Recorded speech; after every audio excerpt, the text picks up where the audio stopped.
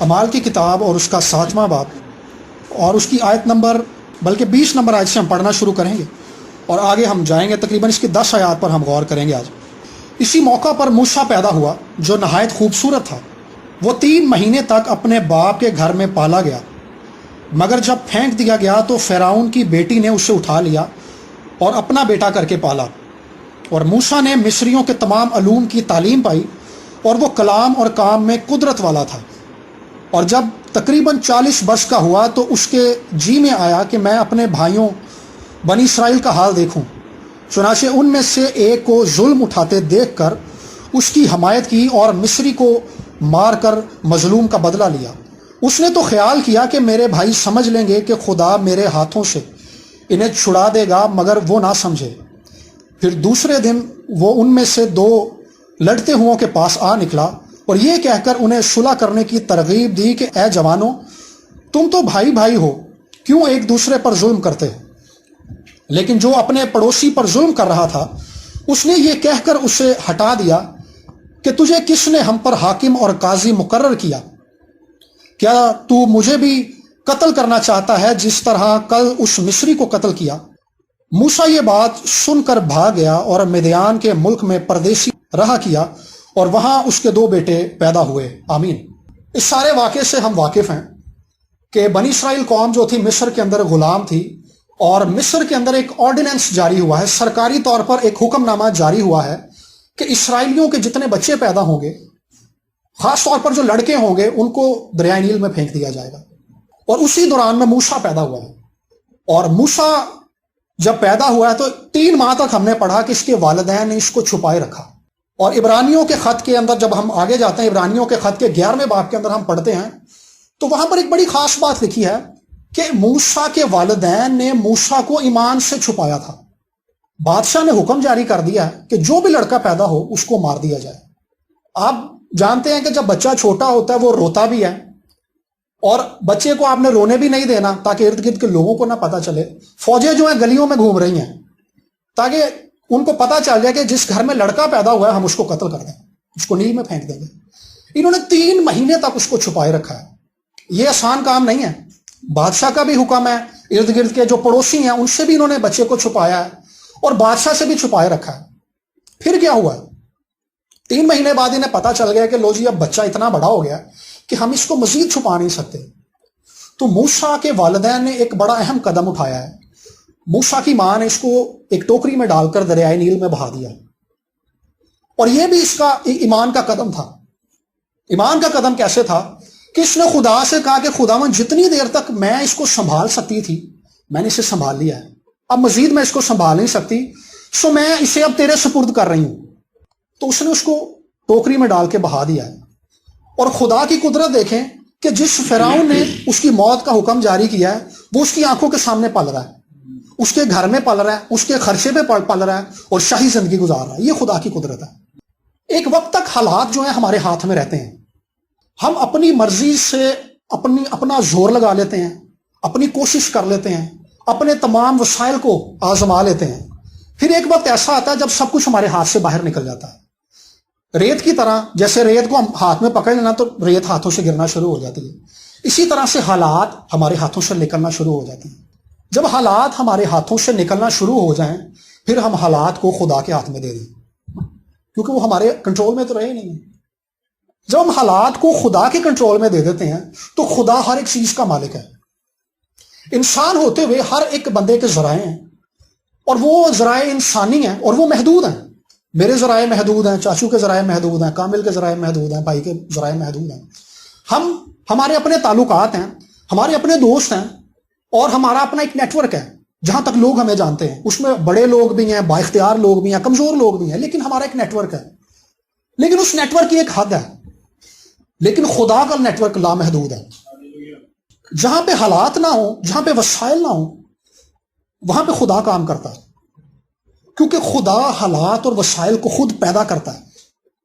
मूसा की मां को इल्म था कि अब मेरे हाथ में जो है हालात नहीं रहे। उसने ईमान से अपने बच्चे को खुदा के हाथ में दे दिया और खुदा ने बड़ी कुदरत के साथ उसको उसी बादशाह की आंखों के सामने पलने दिया जो उसकी मौत का खा था, जो उसको कत्ल करना चाहता था। हालात जब खुदा के हाथ में चले जाते हैं तो गेम उलट हो जाती है कि जो फिरौन की बेटी थी उसने अपना बेटा करके उसको पाल लिया है।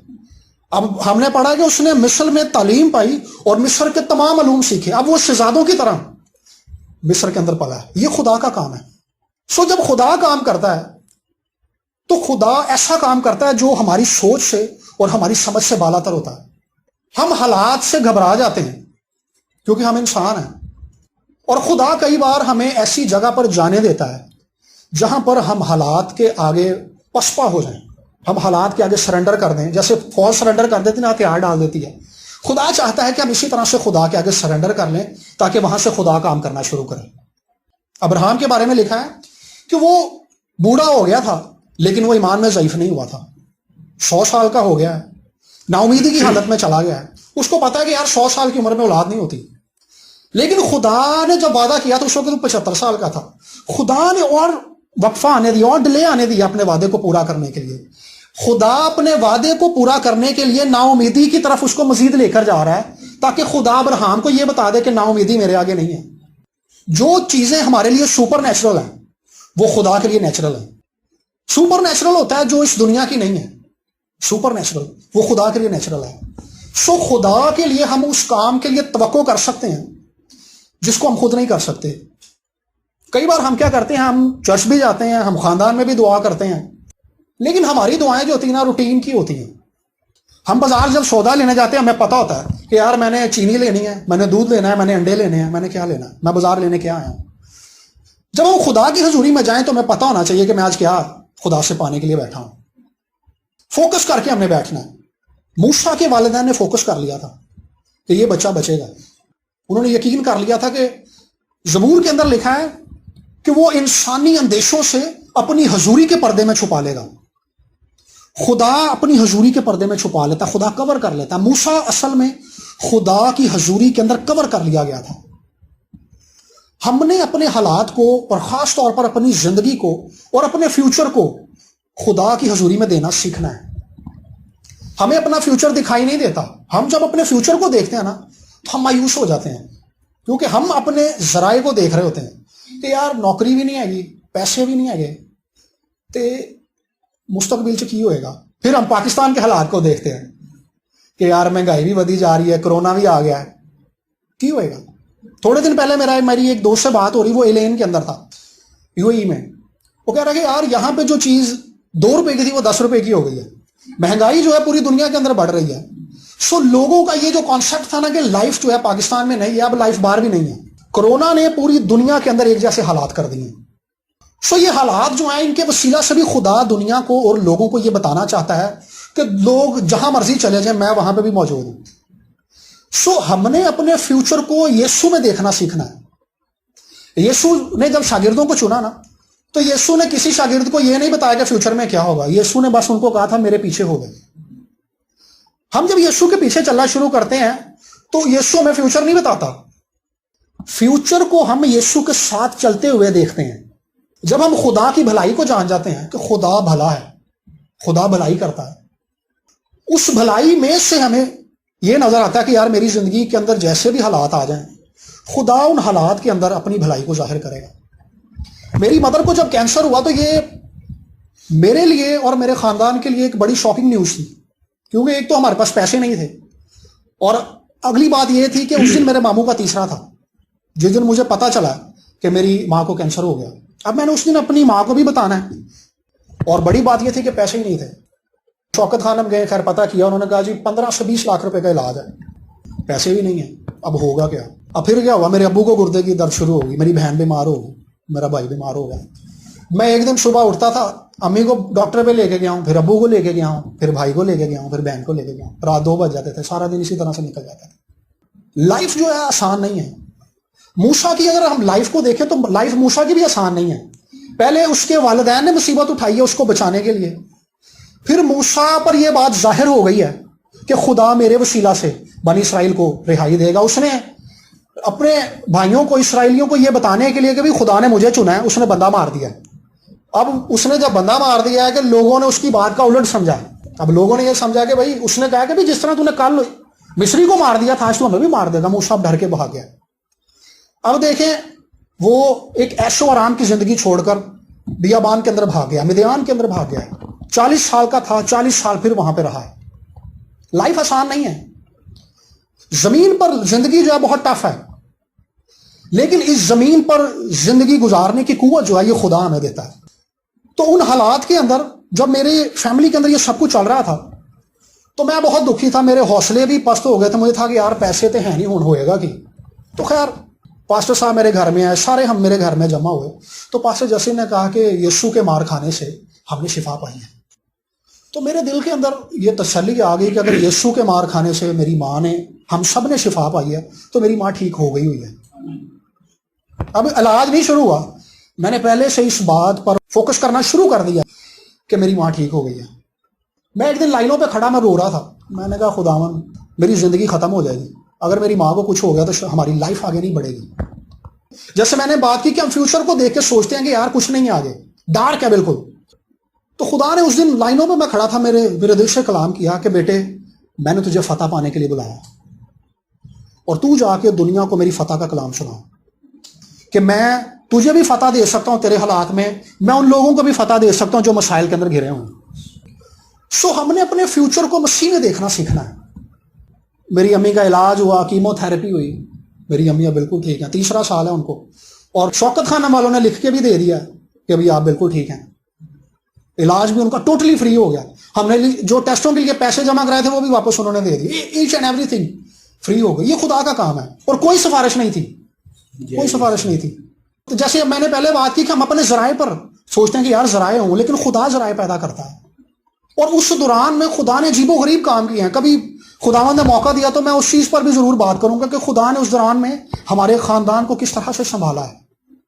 सो जिंदगी के अंदर हमें जो चीज सपोर्ट कर सकती है, हमने ये जुमला अक्सर सुना है कि लाइफ अनफेयर है, लाइफ अनफेयर है। ये हकीकत है, जमीन पर लाइफ जो है वो आसान नहीं है, जमीन पर जिंदगी मुश्किल है। लेकिन इस मुश्किल जिंदगी को हम फतह याबी से कब कैसे गुजार सकते हैं? खुदा पे तवक्कल करके, खुदा पर यकीन करके। और उस दौरान में जब मेरी अम्मी बीमार थी, खुदा की जात के बारे में एक चीज थी, एक बात थी जो ज़बूर 119 के अंदर लिखी हुई है कि खुदावंद भला है और भलाई करता है। ये बात हर वक्त मेरे ज़हन में चलती रहती थी कि जो कुछ भी मेरी लाइफ में हो रहा है, जो कुछ भी खुदा मेरी लाइफ के अंदर कर रहा है, इसके वसीला से खुदा अपनी भलाई को मुझ पर जाहिर कर रहा है। हालात अच्छे नहीं है, अच्छा हो नहीं रहा, लेकिन मैंने इस चीज पर ध्यान लगा लिया कि नहीं, खुदा भला है और वो भलाई करता है। और खुदा ने क्या किया, उस बुराई के अंदर से, उस तंगदस्ती के अंदर से, उस टेंशन के अंदर से अपनी भलाई को मुझ पर और मेरे खानदान पर और खोल के दिखा दिया। तुम अगर मसाइल में चले गए हो तो मैंने तुम्हें निकाल दिया। खुदा ने अपनी वफादारी को हमें और गहरे तौर पर दिखा दिया। चंद दिन पहले मुझे किसी ने कॉल की, वो बंदा मुझे कहता है कि भाई मेरी जिंदगी के अंदर भाई अयूब की तरह के हालात है, जैसे अयूब की जिंदगी के अंदर परेशानी आ गई। मैं कहा बेटे फिर खुदावंद की शुक्रगुजारी कर, क्योंकि अयूब पे जब आजमाइश का वक्त गुजर गया था तो खुदा ने उसको डबल दिया था। आपको अगर लगे ना कि आपकी जिंदगी के अंदर अयूब कैसे हालात हैं तो शुक्रगुजारी करना शुरू कर दें, क्योंकि खुदा ने अयूब को उन हालात में से गुजारने के बाद हर चीज डबल दी थी, हर चीज डबल दी थी। ये खुदा की वफादारी थी। सो जब हम खुदा के साथ खड़े हुए हैं, जब हम खुदा पर तवक्कल करते हैं, खुदा पर निगाह लगाते हैं, तो खुदा अपनी वफादारी को, अपनी भलाई को, अपनी रहमत को, अपनी शफकत को हम पर बड़े खोल कर जाहिर कर देता है कि मैं किस कदर भला हूं। कई बार हमें जो बात परेशान करती है वो ये बात है कि यार मैं तो चर्च भी नहीं जाता, मैं तो रोजा भी नहीं रखता, मैं तो दुआ भी नहीं करता। कई बार हम कर रहे होते हैं लेकिन नागा आ जाता है। रोमियो के खत के अंदर पौलुस रसूल कहता है कि हमारी बेवफाई खुदा की वफादारी को बातिल नहीं कर सकती। हम बेवफा हो सकते हैं लेकिन खुदा तभी वफादार है। खुदा मोहब्बत करता है हमसे। खुदा हमारे कामों की वजह से अपनी रहमत को, अपनी कुदरत को हमारे साथ जाहिर नहीं करता, बल्कि खुदा अपनी शफकत, अपनी मोहब्बत और अपनी मेहरबानी की वजह से हमारे साथ चलता है। सो जब इबलीस हमारे जहन के अंदर ये नेगेटिव सोच डाले ना कि भाई तू तो दुआ भी नहीं करता, तू तो चर्च भी नहीं जाता, तू तो ये भी नहीं करता, तू तो वो भी नहीं करता, तब इबलीस को ये बात याद दिलाएं कि खुदा मेहरबान है, खुदा वफादार है, खुदा रहमत करता है, खुदा शफकत करता है। कई बार हमें लगता है कि यार खुदा मेरी दुआ नहीं सुनेगा। यीशु मसीह ने कहा था कि खुदा नेकों और बदों दोनों पर अपना मींह बरसाता है, यानी खुदा दोनों से मोहब्बत करता है। सो खुदा हम सबसे मोहब्बत रखता है जितने हम यहां पे बैठे हों। और एक बात और इब्लीस हमारे दिल में डालता है کہ یار وہ تو نبی سن, وہ تو پیغمبر سن, خدا تاں انہاں نال کام کردا سی. اعمال کی کتاب کے 10ویں باب کے اندر پطرس رسول کرنیلیس کے گھر میں جاتا ہے. کرنیلیس ایک رومی صوبے دار ہوتا ہے, اس کے گھر میں جاتا ہے. کرنیلیس کے خاندان کے اوپر خدا کا پاک روح نازل ہوتا ہے. وہاں پہ پطرس رسول ایک بڑی اہم بات کرتا ہے, اور پطرس رسول ان کو کہتا ہے کہ آج میں جان گیا کہ خدا کسی کا طرفدار نہیں ہے. خدا کسی کا طرفدار نہیں ہے, نہ خدا آپ کا طرفدار ہے, نہ خدا میرا طرفدار ہے. خدا اس زمین پر ان لوگوں کی تلاش کر رہا ہے جو اس پر نگاہ لگائیں, جو اس پر توکل کریں, اپنے مسائل کے اندر, اپنی پریشانیوں کے اندر خدا کو دیکھنا سیکھیں. بنی اسرائیلی جب بیابان میں سے گزر رہے تھے تو بیابان میں کئی مقام ایسے ہیں جہاں پہ پانی نہیں تھا, کئی مقام ایسے ہیں جہاں پہ کڑوا پانی تھا, کئی جگہیں ایسی ہیں جہاں پہ خوراک ہی نہیں تھی. لیکن تسلی کی بات یہ تھی کہ خدا بر میں ان کے ساتھ تھا. خدا ساتھ تھا, خدا ساتھ رہتا ہے, خدا نہیں چھوڑتا. یسوع نے کہا تھا کہ میں دنیا کے آخر تک ہمیشہ تمہارے ساتھ ہوں. خدا ہمارے ساتھ رہتا ہے. اور اگلی بات جو موسیٰ کے بارے میں ہم نے پڑھی ہے کہ موسیٰ کو پتہ چل گیا تھا کہ خدا میرے وسیلہ سے بنی اسرائیل کو رہائی دے گا. خدا نے اس کائنات کے اندر جو بھی چیز پیدا کی ہے اس چیز کو پیدا کرنے کا ایک مقصد ہے. خدا نے اگر مجھے پیدا کیا تو اس کا ایک مقصد ہے. خدا نے اگر کامل کو پیدا کیا تو اس کا ایک مقصد ہے. آپ کو پیدا کیا تو ایک مقصد ہے. خدا نے ستارے بنائے ہیں تو ستاروں کا مقصد ہے تاکہ رات کو روشنی دے.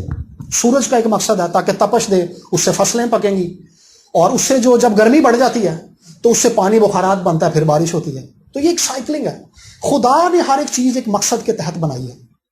خدا نے ہر انسان کو جو اس زمین پر پیدا ہوتا ہے ایک مقصد کے تحت پیدا کیا ہے.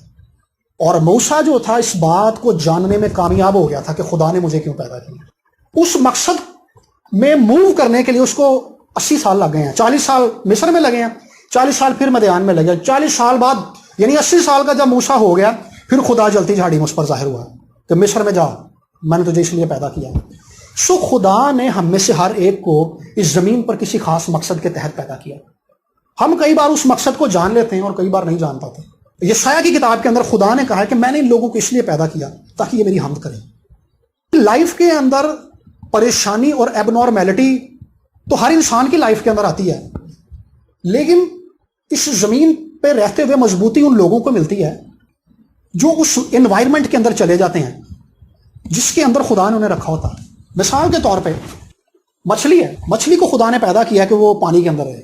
ہم پانی سے باہر نکالیں گے وہ تو مر جائے گی. خدا نے انسان کو اس لیے پیدا کیا کہ انسان خدا کی حضوری میں رہے. میں نے جیسے پہلے بات کی کہ زمین پر لائف جو ہے وہ ٹف ہے, زمین پر لائف انفیئر ہے, زمین پر لائف جو ہے بڑی مشکل ہے. لیکن یہ انفیئر اور مشکل لائف اسی لیے ہے کیونکہ خدا نے آدم کو اپنی حضوری میں رہنے کے لیے بنایا تھا, باغ عدن میں رکھا تھا, وہاں پہ سکون تھا.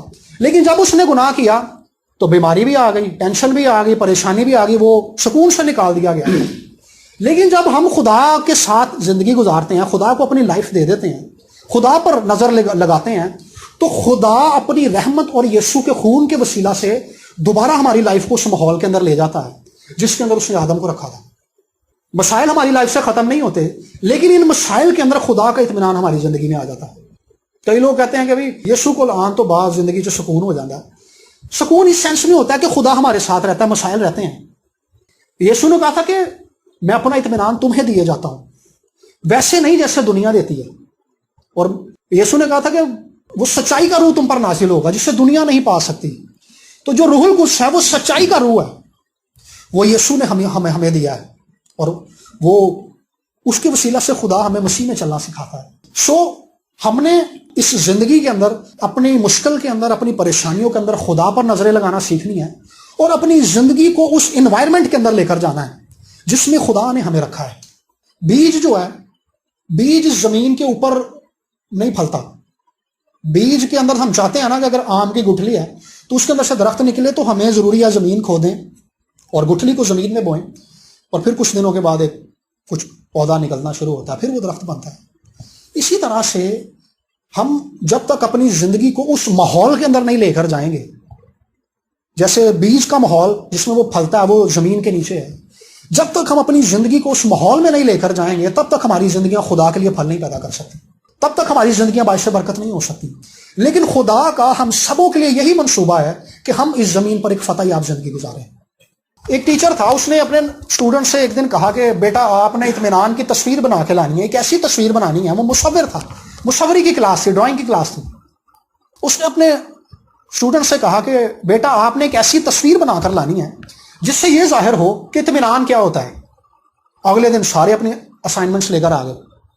تو ان میں ہر بندے نے مختلف طرح کی تصویر بنائی. کسی بندے نے تصویر بنائی تھی کہ وہ بہت خوراک کھا کر, بہت اچھی خوراک کھا کر اطمینان پاتا ہے, اس کے ذہن کے اندر یہی اطمینان کی تصویر تھی. کسی بندے نے یہ تصویر بنائی کہ وہ اپنی فیملی کے ساتھ بیٹھ کر خوشی مناتا ہے. ایک بچے نے تصویر بنائی کہ وہ گانے گا کر خوش ہوتا ہے, اس نے ساز بجاتے ہوئے کی تصویر بنا دی. لیکن ایک بچہ ان میں تھا جس نے تصویر بنائی کہ آندھی آئی ہے اور درخت جو ہیں وہ جھک گئے ہیں آندھی کی وجہ سے. تو اس کے ٹیچر نے کہا کہ بیٹا میں نے آپ کو اطمینان کی تصویر بنانے کے لیے کہا تھا, لیکن آپ نے جو تصویر بنائی ہے اس کے اندر تو افراتفری ہے, اس کے اندر تو بے چینی ہے, اس کے اندر تو طوفان آیا ہوا ہے, اس کے اندر تو اطمینان نہیں ہے. اس نے کہا کہ سر جو تصویر میں نے بنائی ہے, جو درخت آندھی کی وجہ سے جھکا ہوا ہے, اس جھکے ہوئے درخت کے اوپر ایک گھونسلہ ہے, اور اس گھونسلے کے اوپر چڑیا کے بچے ہیں, وہ بڑے سکون سے بیٹھے ہوئے ہیں. یہ اطمینان ہے, یہی اطمینان ہے. زندگی کے مشکل حالات کے اندر جب ہماری زندگی کے اندر سکون ہو, ساری دنیا کے اندر ٹینشن ہو لیکن ہمارے زندگی میں, ہماری فیملی میں سکون ہو, یہ اطمینان ہے. یہ اطمینان نہیں ہے کہ سب کچھ A1 ہو, سب کچھ اوکے ہو, سب کچھ فائن ہو, تو پھر اطمینان ہے. اطمینان یہ ہے کہ ہر بندہ بے چین ہے, ہر بندہ مایوس ہے, دنیا کے اندر بے چینی ہے, دنیا کے اندر کرونا ہے, دنیا کی نوکریاں چھوٹ گئی, لوگوں کی تنخواہیں آدھی ہو گئی ہیں, لیکن ہم سکون سے بیٹھے ہوئے ہیں. یہ اطمینان ہے. اور یہ اطمینان اس بندے کے اندر آتا ہے جو اپنی نگاہیں خدا پر لگانا سیکھ جاتا ہے. پہلے موسیٰ کے والدین نے ایمان سے موسیٰ کو خدا کے ہاتھ میں دینا سیکھ لیا. پھر موسیٰ نے اپنی لائف کے اندر اپنی زندگی کے پیدا کیے جانے کے مقصد کو پا لیا. پھر اس نے خدا کے اطمینان کا تجربہ کیا. اسرائیلی بھی اس کے خلاف ہو گئے, وہ بیابان میں بھی چلتا رہا, فرعون بھی اس کے خلاف تھا, لیکن خدا کا اطمینان اس کے ساتھ تھا. وہ جانتا تھا کہ خدا میرے ساتھ ہے. سو ہماری لائف کے اندر جو بھی ہو جائے, ہمیں مضبوطی, ہمیں فتح اس وقت ملے گی جب ہم اپنی زندگیوں کے اندر خدا پر نظر کرنا سیکھ جائیں گے.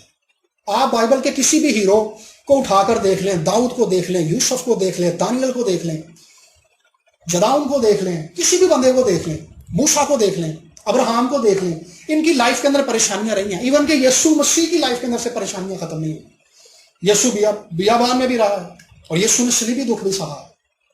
سو اس زمین پر دکھ ہے, اس زمین پر پریشانیاں ہیں, لیکن خدا میں, مسیح میں ہم ایک فتح یاب زندگی گزار سکتے ہیں. سو آنکھوں کو بند کریں گے اور تھوڑی دیر کے لیے اس بات کی شکر گزاری کریں گے کہ مسیح میں ہم ایک ایسی زندگی گزار سکتے ہیں جو ایک آئیڈیل لائف ہے. لوگ آج آئیڈیل لائف کی تلاش کر رہے ہیں. ٹی وی پہ, فلموں کے اندر, ڈراموں کے اندر لوگوں کو ایک آئیڈیل لائف کا تصور دیا جا رہا ہے, لیکن یہ آئیڈیل لائف جو ہے یہ خدا دے سکتا ہے, کیونکہ دنیا کی چیزیں عارضی ہیں, چیزوں سے ملنے والی خوشی بھی عارضی ہے. کئی بار ہم سوچتے ہیں کہ میں نے اچھا موبائل لے لیا ہے, موبائل پرانا بھی ہو جاتا ہے, موبائل ٹوٹ بھی جاتا ہے, ان سے ملنے والی خوشی بھی ختم ہو جاتی ہے, لیکن وہ خوشی جو خدا ہمارے دلوں کے اندر ڈالتا ہے وہ ابدی خوشی ہے. آئیے ہم اپنی زندگی کے اندر موجود تمام حالات کے لیے خداوند کی شکر گزاری کرنا شروع کریں, اور آج اپنی زندگیوں کو خداوند کے ہاتھ میں دینا شروع کریں گے. تھوڑی دیر کے لیے ہم سب اپنی زندگیوں کے لیے دعا کریں گے. ہاللیلویا. خداوند ہم اس وقت سب اپنی زندگیوں کو تیرے ہاتھ میں دیتے ہیں, سب اپنے لیے دعا کریں گے, اور اپنی لائف کو, اپنے فیوچر کو, اپنی فیملی کو خداوند کے ہاتھ میں دیں گے, اور خداوند سے کہیں گے کہ خداوند اس زمین پر زندگی تو مشکل ہے, لیکن اس زمین پر, ان حالات پر فتح پانے کی قوت مجھے تو دے سکتا ہے. ہاللیلویا. یسوع کے نام سے خداوند آج تیری قدرت, آج تیرا زور, آج تیرا جلال ایک ایک زندگی پر ڈیلا جائے یسوع کے نام سے خداوند. اور شکست اور مایوسی اور تنگ دستی یسوع کے نام سے چلی جائے ان زندگیوں سے خدا, اور خوف اور ڈپریشن اور پریشر اور مایوسی, کم اعتقادی, بے اعتقادی یسوع کے نام سے چلی جائے خدا.